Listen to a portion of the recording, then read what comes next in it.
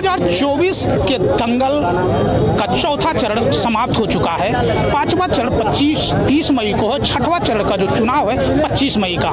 लेकिन हमारे साथ एक ऐसी शख्सियत हैं जो बहुजन समाज की आवाज को बुलंद करने में सत्ता से टकरा करके और अपनी नौकरी को भी इस्तीफा दे दिया। ऐसे में हमारे साथ है राजेश यादव, जो 55वां ब्लॉक में एपीओ के पद पे थे, लेकिन बहुजन समाज के लोगों के हक और अधिकार के लड़ाई के लिए उन्होंने अपना कुर्सी तक छोड़ दिया, अपना सरकारी नौकरी भी दे दिया और इस वक्त महाराजगंज लोकसभा से के प्रभारी हैं। सबसे पहले तो राजेश भाई बहुत बहुत आपको बधाई। बहुत बहुत धन्यवाद मिथिलेश भाई, आपसे बहुत दिन बाद मुलाकात हो रही है। आप तो हमें क्या कहेंगे, आज अखिलेश यादव जी आए थे, जनसभा किए, लोकसभा और विधानसभा के पक्ष में वोट मांगे, क्या कहेंगे?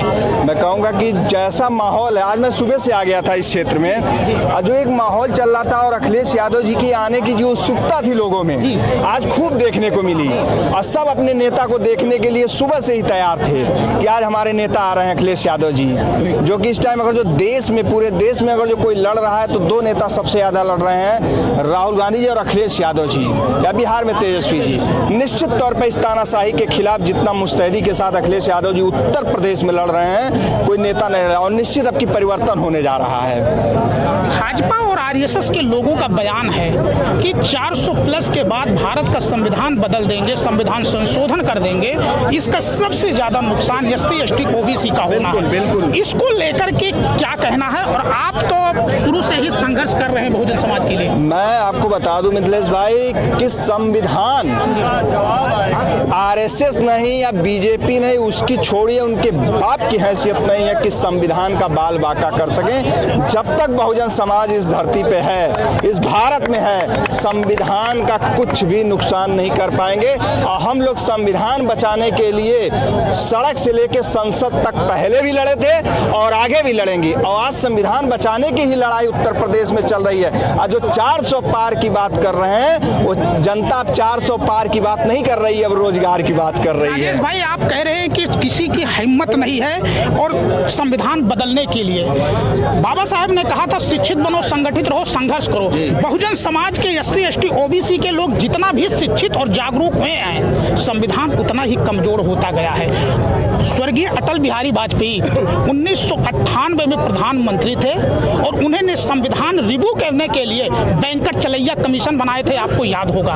1999 में भी स्वर्गीय पंडित अटल बिहारी वाजपेयी इस देश की सरकारी संपत्ति बेचने के लिए विनिवेश मंत्रालय बनाए थे, जो अब मोदी जी पूरी संपत्ति को बेच दिए। उसी के अनुसार आपको हम बताएं, 2014 में यही एससी ओबीसी सारे लोग मिलकर के आदरणीय नरेंद्र मोदी को प्रधानमंत्री बनाया था, लेकिन 2016 में याद कीजिए राजेश भाई, 314 आईएएस क्रीमिलियर के तहत ओबीसी को बाहर कर दिया गया था। तो कितना आप कह रहे हैं संविधान नहीं बदलेंगे? ये धीरे धीरे नागपुर में बैठे जो नाग हैं, वो धीरे धीरे संविधान को दीमक के तरीके से खा रहे हैं, उसको लेकर कि उन नागों का मंत्र अब जनता समझ गई है। अच्छा। उन नागों का मंत्र अब जनता समझ गई है, और असली में अब बहुजनों के अच्छे दिन आने वाले हैं, क्योंकि मोदी जी जाने वाले हैं। ठीक है, अब असली में अच्छे दिन आने वाले हैं, क्योंकि मोदी जी जाने वाले हैं।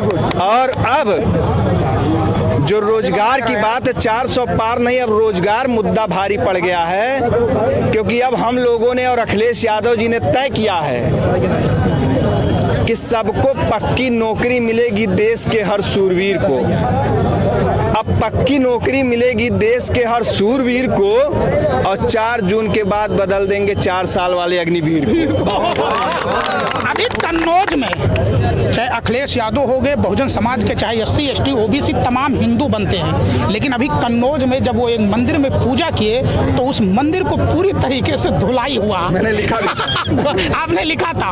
और 2017 में जब कुर्सी गई और योगी आदित्यनाथ में कुर्सी पे बैठे, तो गौमूत्र से पूरे उनकी आवाज को धुलाया गया। कब तक ये चीजें? मैं मिथिलेश भाई एक ही बात कहूंगा कि ये बीजेपी आरएसएस वालों ने हम बहुजनों के मंदिर जाने पे मंदिर नहीं धोया है, वो पिछड़े और दलितों के वोटों से अपना हाथ धो दिए हैं। उन्होंने हमारे जाने से मंदिर नहीं धोया है, वो पीडीए के वोटरों से हाथ धो बैठे हैं। अब की पीडीए वोटर ने तय कर लिया है, संविधान को बचाने के लिए, सामाजिक न्याय के लिए, आरक्षण बचाने के लिए, रोजगार बचाने के लिए, प्रतिनिधित्व बचाने के लिए इनके 400 पार के नारे को उखाड़ फेंकेंगे। और 140 करोड़ की जनता ने तय कर लिया है कि 140 सीट से भी आगे बढ़ने नहीं देंगे। ये थे समाजवादी पार्टी के बहुजन चिंतक और दिग्गज नेता जो महाराजगंज से समाजवादी पार्टी के लोकसभा प्रभारी हैं राजेश यादव, जिनका साफ कहना है ये 400 प्लस का जो नारा है इनको अब 2024 में मोदी जी को साफ होना है। तो अब कहीं ना कहीं 25 मई को यहाँ इलेक्शन है और 4 जून को रिजल्ट आएगा, तब पता चलेगा मोदी जी जाएंगे या फिर तीसरी बार आएंगे। मिथिलेश कुमार, समाचार भारत, पचपड़वा, बलरामपुर।